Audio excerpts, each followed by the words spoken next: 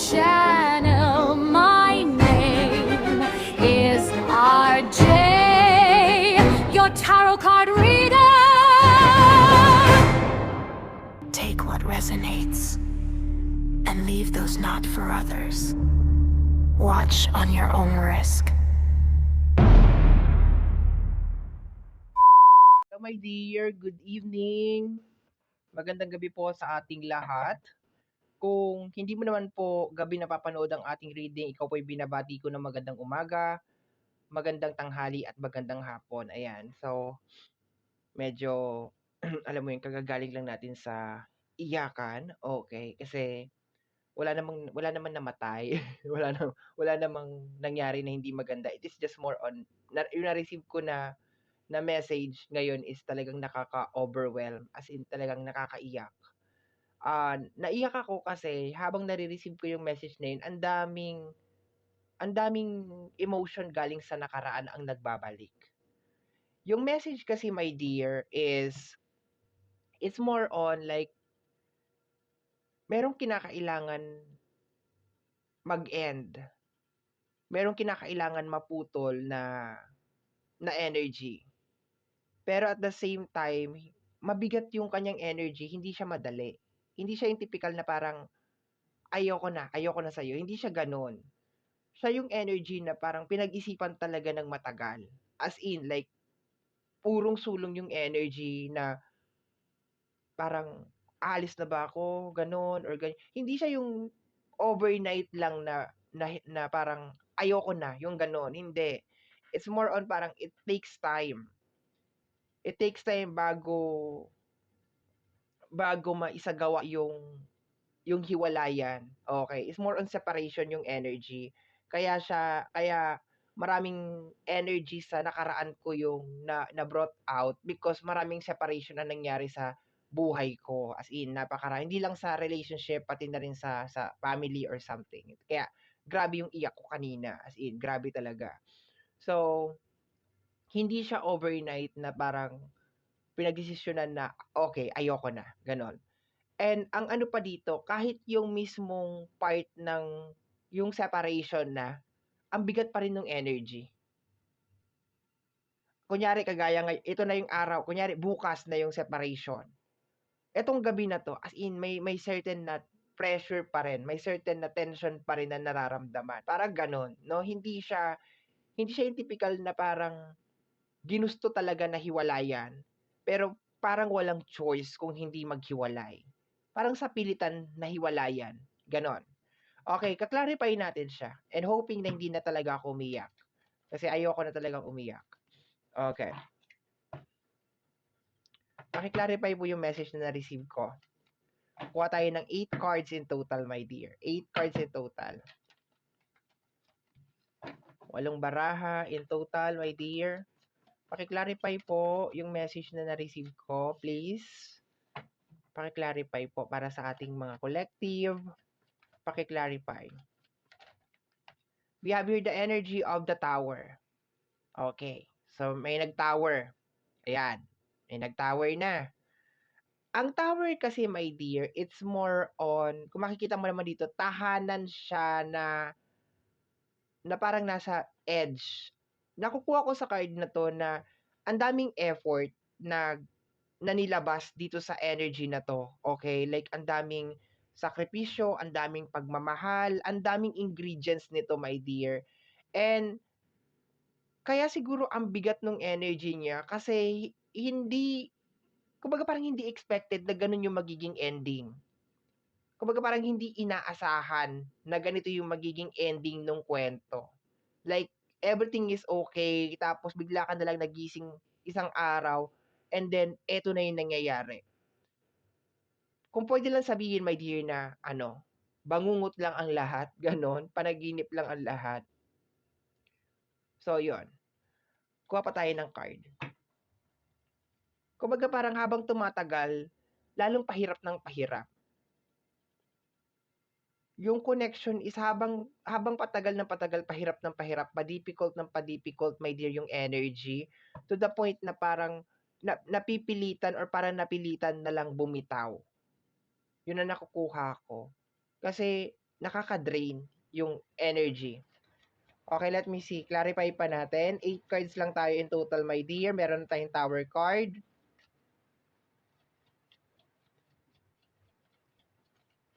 Let me see. Paki-clarify po. Umuulan na naman. We have here the energy of the death card. May nagtapos talaga, my dear.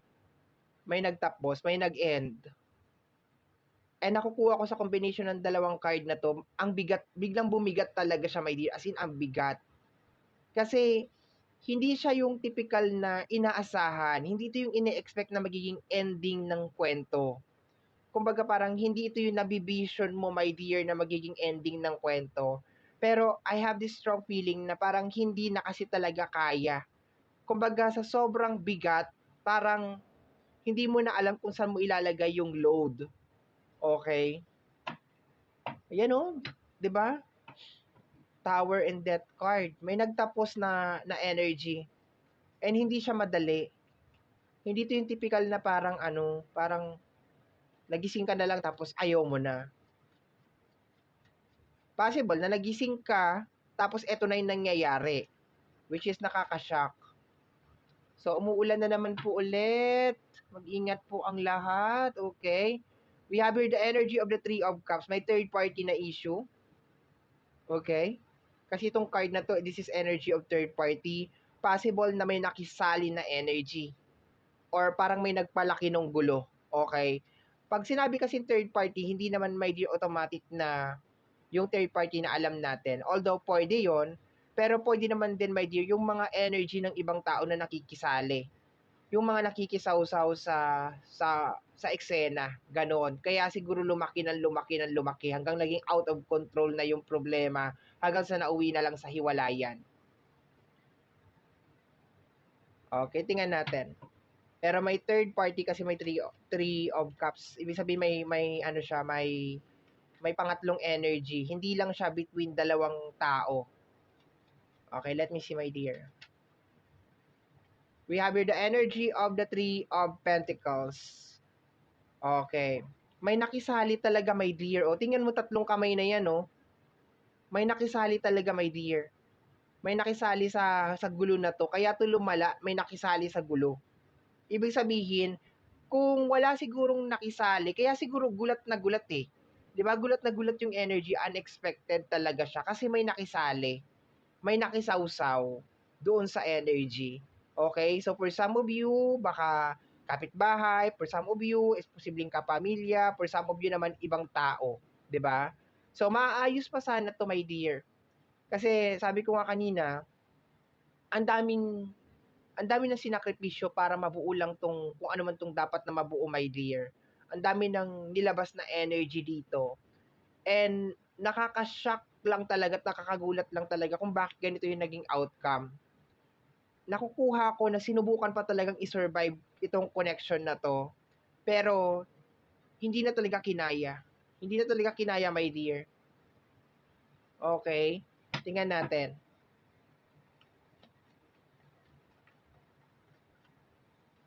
Additional cards. We have here the energy of the Three of Swords, okay? Dito sa tarot na to, dalawa ang Three of Swords. Yung isa is energy ng pagpapalaya. And this energy, my dear, itong Three of Swords na to, ito yung energy, my dear, na parang may nabasa, ayan o, may nabasa or may nalaman.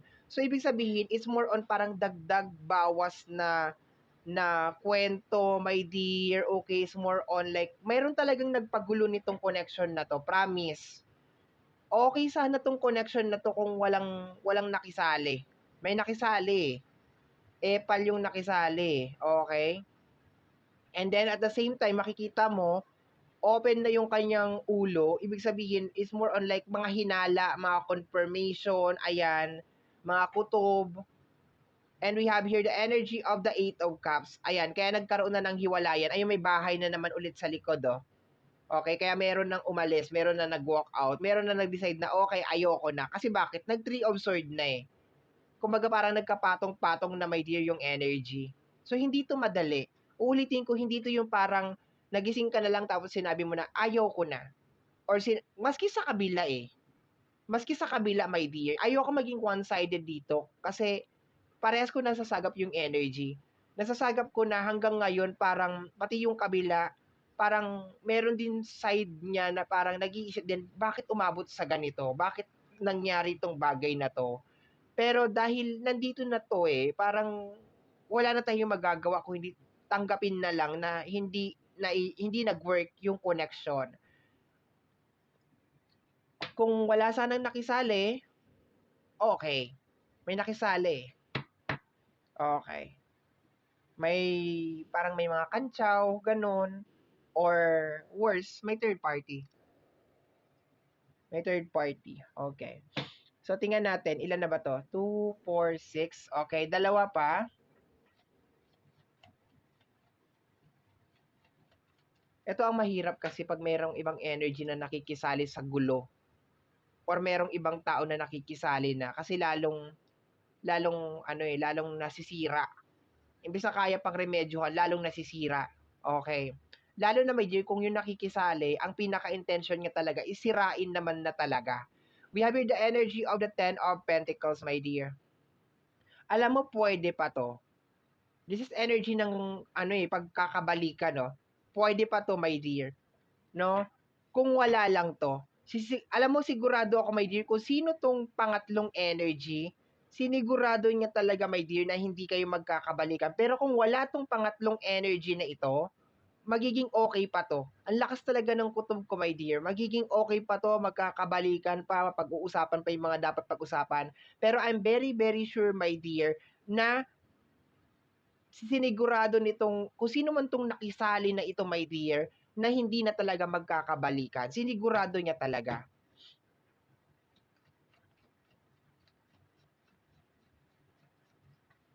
Talagang ano 'to, very well planned. Pinagplanuhan talaga ng bonggang-bongga. Kasi parang parehas kayo na-shock, Parehas kayo nagulat na bakit ganito yung naging outcome. Hindi ako magiging one-sided kasi parehas ko nakukuha talaga yung energy na kung as of this moment, tatanungin mo, kumusta na kaya siya? Shock din siya. Bakit umabot sa ganito yung connection? Bakit nangyari ito? Kahit sabihin mo na, ay kasalanan naman niya, ganito, ganyan. Ganon din. Hindi din niya alam kung bakit nangyari itong mga bagay na to. Bakit nandito na siya. Parang nagising na lang siya isang araw, bakit nandito na ako? Parang ganon. Okay. We have here the energy of the strength card. Okay. Alam mo, may di pwede pa magkabalikan to. Ayan oh. Kasi I can feel na meron pa ring love dun sa kabila. Kung sino man tong umalis, kung ikaw man yung umalis, nararamdaman ko na meron pa ring love.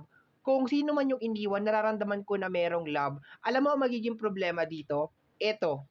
Ilan na to? 2, 4, 6, 8. Okay na tayo. Alam mo ang magiging problema dito? Itong nakisali na to. Kung ano man, kung talagang ano niya to, my dear, paano ko sasabihin to? Talagang plinano niya talaga to ng bonggang-bongga. Talagang very well planned talaga. Talagang sinigurado niya talaga na ang magiging ending is hiwalayan at hindi na magkakabalikan. Pero kung pakikiramdaman ko, there is still love, meron pa rin pagmamahal sa bawat isa, meron pa rin talaga. Eto lang talaga, siya lang talaga ang naging problema. Kasi kung titingnan mo yung last two cards natin, energy ng Ten of Pentacles at saka Strength card, naniniwala pa rin parehas, both energy, collective, at saka kung sino man yung umalis, both sides, sabihin natin, na magiging maayos pa to. Hidden message is the energy of the magician, di ba? Got to believe in magic. Tell me how two people find each other. Miracle, milagro, di ba? Milagro na lang to, my dear, okay? Pero ako, I believe on miracles. I do believe on miracles, my dear. I do believe na ang dalawang tao na pinaghiwalay, pag nakatakda talaga silang magsama, magsasama at magsasama talaga sila sa tamang panahon. Kahit sino pa yung humarang, kahit sino pa yung eto kagaya nitong third party na energy na to, kahit sino pa yung humarang, my dear, magkakabalik. Kasi mayroon pa talaga ako nararamdaman na pulso. Meron pa talagang love, my dear. And actually, kung sino man tong lumayo, actually, nararamdaman ko na pati siya, na-shock siya kung bakit ganito yung naging outcome. Parehas kayo na-shock, parehas kayo nang hinayang dun sa relationship, sa connection. Although sabihin natin, baka hindi naman pinakita talaga, pero siyempre hindi naman natin malalaman kung ano yung nangyayari sa kanya, 'di ba, 'pag mag-isa na lang siya at tahimik na ang lahat. Pero nararamdaman ko talaga may pulso pa rin, as in meron pa rin talagang pagmamahal, my dear. And at the same time, like, umaasa pa rin talaga na magiging maayos 'to, my dear, in the near future. Pero may kontrabida, eh. May kontrabida, my dear, ramdam ko yung energy niya. At saka yung hiwalayan, hindi yun aksidente na hiwalayan, my dear. Talagang sinigurado talaga, my dear, na maghihiwalay talaga kayo. As in 100% na sinure na sinure. At sinigurado din, my dear, na walang balikan na mangyayari. Sinigurado talaga. Hanggang ngayon to, my dear, sinusure na hindi magkakabalikan. Pero alam mo, my dear, kung sino man to naging dahilan ng hiwalayan, alam ko na alam niya. Alam ko na alam niya na meron pa rin talagang pagmamahal. Alam ko na alam niya na posible pa kayong maging okay. Alam niya 'yun, ramdam niya 'yun. Kasi hindi siya magkakaganito, eh. Ramdam ko yung energy niya, my dear, yung pagiging desperada niya or desperado niya. Ayan, oh, sa energy ng Three of Pentacles, oh. Parang kung sino man 'tong tao na 'to, ayaw niya ng kabiguan. Gusto niya lagi siyang success, gano'n. Suma-success yung kanyang energy, okay? So, my dear, and to the point na sinabi ko kanina na hindi 'to overnight, hindi 'to yung parang biglaan na parang, "Ay, ayoko na."